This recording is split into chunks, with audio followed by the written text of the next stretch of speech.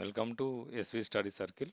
ఈ వీడియోలో mark test 2 సంబంధించిన దాంట్లో పార్ట్ 2 ఆల్రెడీ 15 క్వశ్చన్స్ ఎక్స్ప్లెయిన్ చేయడం జరిగింది. రిమైనింగ్ 15 క్వశ్చన్స్ ఈ వీడియోలో చూద్దాం. సరే మనం డైరెక్ట్గా క్వశ్చన్కి వెళ్దాం. ఇక్కడ క్వశ్చన్ నెంబర్ 16 చూడండి. క్వశ్చన్ నెంబర్ 16 ఏముందని ఒకసారి చూస్తే, a shopkeeper gives a discount of 10% on a shirt worth ₹800. What is the selling price? ₹800 విలువైన షర్టుపై ఒక దుకాణదారుడు 10% తగ్గింపు ఇచ్చాడు. ఆ షర్టు అమ్మకం ధర ఎంత? మనం చెప్పుకున్నటువంటి పర్సంటేజ్ క్వశ్చన్స్లో కంపేర్ చేస్తే ఇక్కడ ఇచ్చినటువంటి క్వశ్చన్స్ చాలా సులభంగా ఉన్నాయి చూడండి. అందుకనే మీకు హార్డ్ క్వశ్చన్స్ కొన్ని, percentage questions, chapter wise questions కొన్ని ఇచ్చిన. హార్డ్కి సంబంధించి మార్క్ టెస్ట్ కూడా ఒక హార్డ్ అంటే 3 టైప్స్ ఆఫ్ మార్క్ టెస్టులు మీకు నేను ఎక్స్ప్లెయిన్ చేస్తాను. ఆల్రెడీ ఫస్ట్ టైప్ ఎక్స్ప్లెయిన్ చేస్తున్నాను. సెకండ్ టైప్లో యావరేజ్ ఉంటుంది. థర్డ్ టైప్లో టఫ్ ఉన్నటువంటి క్వశ్చన్స్ ఎక్స్ప్లెయిన్ చేద్దాం. సో అన్ని రకాల క్వశ్చన్స్ మనం ఎక్స్ప్లెయిన్ చేయగలిగితే ఎగ్జామ్లో వచ్చినటువంటి క్వశ్చన్స్ అని మనం చేయడానికి సులభంగా ఉంటుంది. చూడండి, ఇక్కడ 10% తగ్గింపు అంటుంది కాబట్టి 800 మీద 10% ఎంత? ఇప్పటిదాకా మనం చెప్పుకున్నాం. యాక్చువల్గా దీని సొల్యూషన్ ఏం చేస్తాం? ఇంటూ శాతాన్ని భిన్నంలో రాస్తాం. 800 ఇంటూ 10/100 అని రాస్తాం. ఒక జీరో ఒక్కొక్క జీరో, ఇక్కడ ఒక జీరో ఒక్కొక్క జీరో అంటే ₹80. మనం ఇంతకుముందే చెప్పుకున్నాం 10% వచ్చినప్పుడు ఏం చేయాలనేది. ఒక డిజిట్ యూనిట్ ప్లేస్లో ఉన్న డిజిట్ వదిలేసేయాలి. అది జీరో అయితే అక్కడికే ఇంకా ₹80. అంటే ఇప్పుడు అతనికి 800 ఉన్నటువంటి షర్ట్ పైన ₹80 తగ్గింపు వస్తుంది. అంటే ఎంత వస్తుంది మనకు? 720 వస్తుంది. 720 ఎక్కడుంది? B is the right answer. So చాలా సులభమైన క్వశ్చన్ ఇది. 800లో 10% అంటే ₹80. ₹80 తగ్గించేస్తే మనకు 720. చూడండి, ఇక్కడ ద యావరేజ్ ఆఫ్ 5, 10, 15, 20, 25 5 మల్టిపుల్స్ ఇచ్చిండు. 5, 10, 15, 20 మరియు 25లో సగటు ఎంత? సగటు అంటే తెలుసు మనకి. ఇచ్చినటువంటి అంశాలు ఏంటి? 5, 10, 15, 20, 25 5 మల్టిపుల్స్ 5 వరకు ఇచ్చిండు. సో అన్ని యావరేజ్ అన్నిటిని some of observations by number of observations అంటే మనం సగటు బై 5, పరిశీలన అంశాల మొత్తం బై పరిశీలన అంశాల సంఖ్య, దీన్నే మనం సగటు అంటాం. అన్ని యాడ్ చేసి ఇది 15, 15, 30,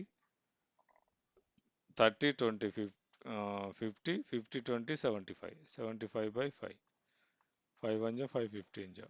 So 15 is the average. Sum of observations by number of observations. చూడండి, ఇక్కడ ఇట్లాంటి క్వశ్చన్స్ మనకు స్కోరింగ్ తక్కువ చేస్తాయి. కన్ఫ్యూజన్ లేదో పెట్టేస్తే, how many vertices does a triangular pyramid have? ఒక త్రిభుజాకార పిరమిడ్కు ఎన్ని శీర్షాలు ఉంటాయి?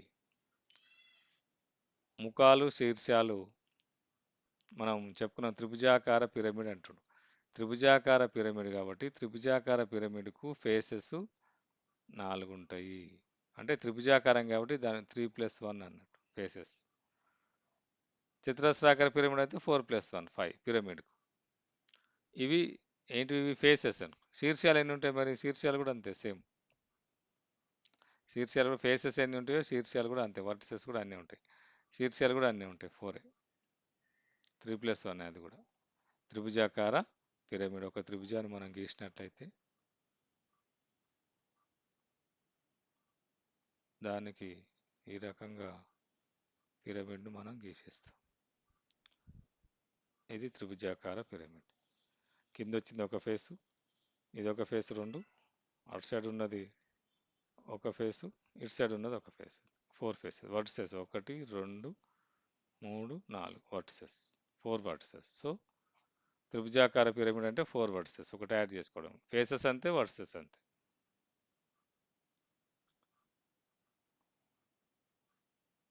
చూడండి, ఇక్కడ క్వశ్చన్ నెంబర్ 19లో రైట్ 0.05 ఇన్ పర్సంటేజ్ ఫామ్. 0.05ని శాతం రూపంలో మార్చండి. శాత రూపంలోకి మార్చమంటాడు. శాతాలలో రాయాలంటే ఫస్ట్ మనకు సంఖ్యను మనం సంఖ్య రూపంలో రాసుకోవాలి. ఫస్ట్ భిన్నాన్ని భిన్న రూపంలో రాసుకోవాలి. ఇది ఏమంటుంది దీన్ని? Decimal fraction. డెసిమల్ ఫ్రాక్షన్ మనం మామూలు నార్మల్ ఫ్రాక్షన్లోకి రాసుకోవాలి. దశాంశ భిన్నము, తెలుగులో ఏమంటాం? దశాంశ భిన్నాన్ని మామూలు భిన్నంలోకి మార్చుకుంటే 0.05 ఉంది. కాబట్టి మనం ఏం చెప్పుకున్నాం ఇంతకుముందు, ఇంతకుముందు ప్రీవియస్లో ఒకటి వచ్చింది, 0.375 సంథింగ్ వచ్చింది. దాన్ని భిన్న రూపంలో రాయమన్నాడు. 0.375 బై 1000 రాసుకుని ఇక్కడ కూడా అంతే.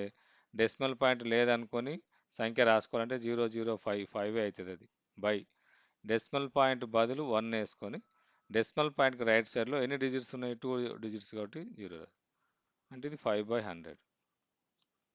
5/100ను శాత రూపంలో రాస్తే 5% అంతే. 5% భిన్న రూపంలో అంటే 5/100 ఫర్ ఎవ్రీ 100 కదా శాతం అనేది. సో ఇక్కడ 5/100 వచ్చింది. సో 5%. 5% ఎక్కడుంది మనకు? 0.05. B is the right answer.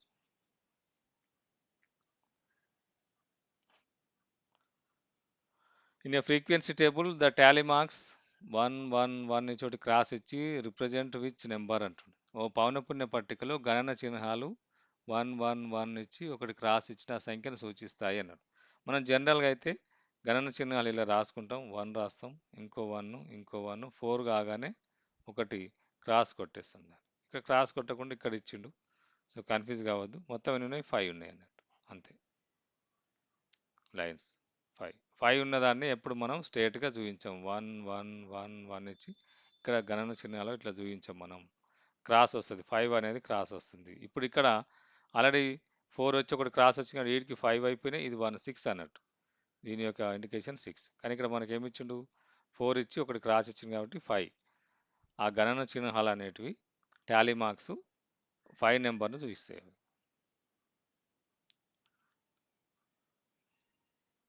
21st question చూడండి. A circle as a diameter of 14 centimetres, what is its circumference? 5 = 22/7 అని ఇక్కడ ఇచ్చిండు బ్రాకెట్లో. సో 14 సెంటీమీటర్ల వ్యాసంగల వృత్తం యొక్క చుట్టుకొలత ఎంత అంటుండు. చుట్టుకొలత అంటే సర్కంఫరెన్స్. వ్యాసం ఇచ్చిండు మనకు, డి ఇచ్చిండు. D is equal to 14 centimetres. ఎప్పుడైనా డి ఇస్తే, డయామీటర్ ఇస్తే మనం రేడియస్ ఫైండ్ అవుట్ చేయాలి. Radius is equal to half of the diameter, that is equal to 14/2, that is equal to 7. So ఇక్కడ R7 వచ్చింది కాబట్టి చూద్దాం మరి. R7 వచ్చినప్పుడు మనకు సర్కంఫరెన్స్ ఎంత? C is equal to 2πr. Circle యొక్క సర్కంఫరెన్స్ చుట్టుకొలత 2 × 5 అంటే 22/7 ఇంటూ R అంటే 7. 7 7 క్యాన్సల్. 2 × 22 44 సెంటీమీటర్లు. దాని సర్కంఫరెన్స్ సెంటీమీటర్లు. So B is the right answer.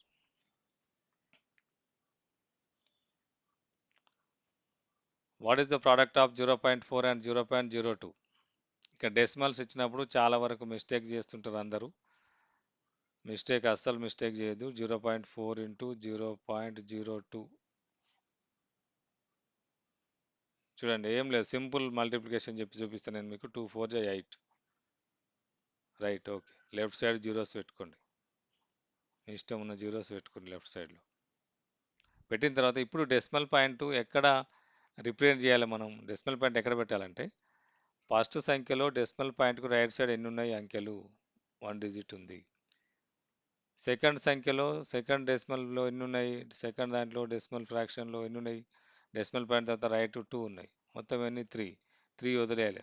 8 వదిలేయాలి, 0 వదిలేయాలి, 0 ఇక్కడ పెట్టాలంటే 0.10 2 8. అది ఎక్కడుంది మనకు? C is the right answer. So ఇక్కడ చాలామంది కన్ఫ్యూజ్ అవుతారు ఇక డెసిమల్ పాయింట్ పెట్టి దగ్గర. కాబట్టి ఇక్కడ అన్ని ఆన్సర్స్ 8 ఉన్నాయి చూడండి.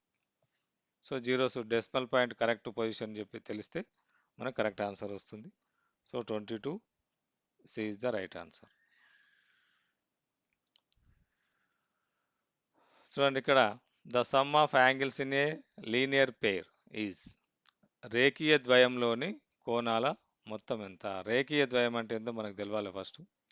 రేఖీయ ద్వయం అంటే ఒక రేఖ స్ట్రేట్గా వెళ్ళినటువంటి రేఖను 2 పార్ట్స్ వేస్తే దాన్ని రేఖీయ ద్వయం అంటాం. ఇక్కడ ఒక యాంగిల్ వస్తుంది, ఇక్కడ ఒక యాంగిల్ వస్తుంది. ఈ రెండు రేఖీయ ద్వయం. అంటే పక్క పక్కకే ఉండాలి. All linear pairs are adjacent angles. All adjacent angles are need not be linear pairs. రేఖీయ ద్వయాలన్నీ ఆసన్న కోణాలు అవుతాయి. ఆసన్న కోణాలన్నీ రేఖీయ ద్వయం కాదు. సో ఇక్కడ చూడండి, వీటి మొత్తం ఎంత ఉండాలి మరి? సరళ కోణం వచ్చేస్తుంది. రేఖీయ ద్వయం అంటేనే సరళ కోణం, లీనియర్ పేర్ అంటాం దాన్ని. ఒకే సరళ రేఖ మీద రెండు కోణాలు ఏర్పడితే linear pair. 180, answer is the 180. 23కి B is the right answer. 24, a clock shows 3 p.m. What is the angle between the hours and minutes and? Hours హ్యాండ్కు మినిట్స్ హ్యాండ్కు యాంగిల్ ఎంత అంటుంది 3 p.m. అయినప్పుడు. 3 p.m. మనకు తెలుసు, 12 ఇక్కడ ఉంటుంది, 1 2 3 ఎగ్జాక్ట్లీ ఇలా వచ్చేస్తుంది.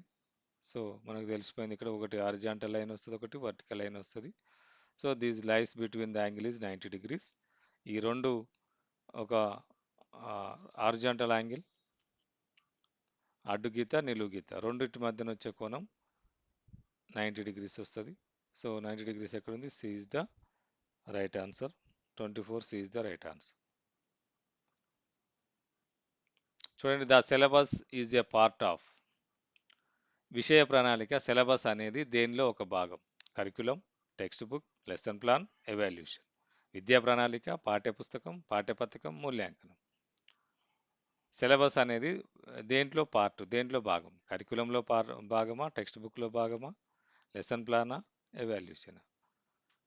సిలబస్ అనేది మనకు మూల్యాంకనం కానే కాదు, మూల్యాంకనంకి సంబంధమే లేదు. పాఠ్యపథకం, లెసన్ ప్లాన్లకు సంబంధం లేదు, పాఠ్యపుస్తకానికి కూడా సంబంధం లేదు. విద్యా ప్రణాళికలో పార్టు. సిలబస్ ఏముండాలనేది కరికులం డిసైడ్ చేస్తుంది. పాఠ్యపుస్తకంలో సిలబస్ ఉంటుంది, ఓకే, సిలబస్ ఉంటుంది, కానీ సిలబస్ ఏముండాలని డిసైడ్ చేసేది కరికులం. సో కరికులంలోనే part syllabus. So A is the right answer. In which method does a teacher lead the student from unknown to known? ఏ బోధనా పద్ధతిలో ఉపాధ్యాయుడు విద్యార్థి తెలియని అంశం నుండి తెలిసిన అంశానికి నడిపిస్తాడు?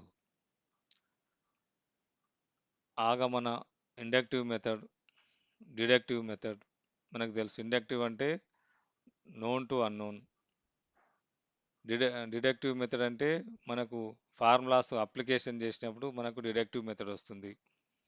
ఒక ఫార్ములా తీసుకొని డైరెక్ట్ ఫార్ములాలో సబ్స్టిట్యూషన్ చేస్తే దట్ ఈస్ డిడక్టివ్ మెథడ్ అంటాం, నిర్గమనం పద్ధతి అంటాం. ఆగమన అంటే మనకు తెలుసు, తెలిసిన దాని నుంచి తెలియని దానికి వెళ్తాం. తెలియని నుంచి తెలిసిన దానికంటే ఇక్కడ సింథటిక్ అంటే ఏంది మరి? సింథటిక్ అంటే మనకు దత్తాంశం నుంచి సారాంశానికి వెళ్తాం. దత్తాంశం నుంచి సారాంశానికి వస్తాం అంటే given to proof, RTP, required to proof, ఆర్టీపీకి వెళ్తాం. గివెన్ టు ఆర్టీపీకి వెళ్తాం. ఆర్టీపీ టు గివెన్కి ఎప్పుడు వస్తాం? గివెన్ అంటే రివర్స్, అనాలిసిస్లో వస్తాం. సో ఇక్కడ మనం సారాంశాన్ని తీసుకొని దత్తాంశానికి వస్తాం కాబట్టి అనలిటిక్ మెథడ్. తెలియని దాని నుంచి, తెలియని అంశం నుంచి తెలిసిన అంశం. The analytic analysis is the, విశ్లేషణ is the correct answer. 26.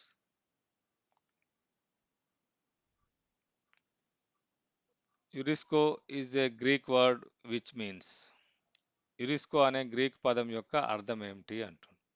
I know, నాకు తెలుసు. ఐ ఫైండ్, నేను కనుగొంటాను. ఐ టీచ్, నేను బోధిస్తాను. ఐ సీ, నేను చూస్తాను. సో యురిస్కో అంటే కనుక్కోవడం, గ్రీక్ పదం, దాని అర్థం ఐ ఫైండ్. సో దాని meaning I find. B is the right answer. 27.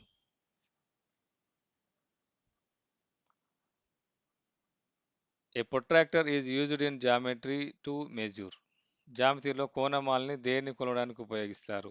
Simple question ఇది. పొడవా, వైశాల్యమా, కోణాల, ఘనపరిమాణం. కోణమాలని అంటే తెలుసు, కోణాలు కొలవడానికి, యాంగిల్స్ కొలవడానికి ఉపయోగిస్తాం. 28 is the, C is the right answer. చూడండి ఇక్కడ, which cognitive domain level involves the ability to break information into parts to understand its structure. సమాచారాన్ని భాగాలుగా విడగొట్టి దాని నిర్మాణాన్ని అర్థం చేసుకునే సామర్థ్యం ఏ అభిజ్ఞ రంగ స్థాయికి చెందుతుంది? నాలెడ్జా, కంపారిజనా, అనాలిసిసా, సింథసిసా? అంటే భాగాలుగా విడగొట్టడం. నిర్మాణాన్ని అర్థం చేసుకునే సామర్థ్యం అభిజ్ఞా సమాచారాన్ని భాగాలుగా విడగొట్టి నిర్మాణాన్ని అర్థం చేసుకునే సామర్థ్యం మనకు అనాలిసిస్ విశ్లేషణ పద్ధతి వస్తుంది. So C is the right answer. సంశ్లేషణ తెలుసు మనకు. జ్ఞానం అంటే ఏందో తెలుసు. అవగాహన, కంపారిజన్, కాంప్రిహెన్షన్ సారీ కాంప్రిహెన్షన్ అంటే ఏందో తెలుసు. సంశ్లేషణ అంటే ఏందో తెలుసు మనకు. సో ఇక్కడ మనకు C is the right answer.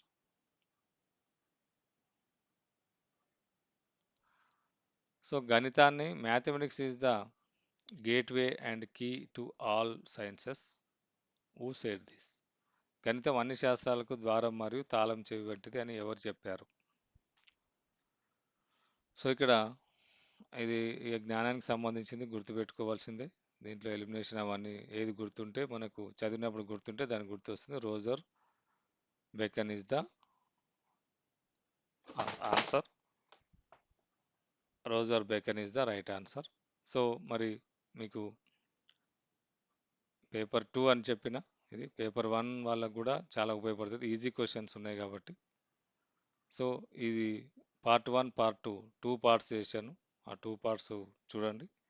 30 questions ఉన్నాయి. సో మరి మీకు వీడియో నచ్చినట్లయితే లైక్ చేయండి, షేర్ చేయండి, సబ్స్క్రైబ్ చేసుకోండి కొత్త వాళ్ళు. నెక్స్ట్ వీడియోతో కలుద్దాం. మీకు సైకాలజీ పార్ట్ కూడా అందించే ప్రయత్నం చేస్తాను.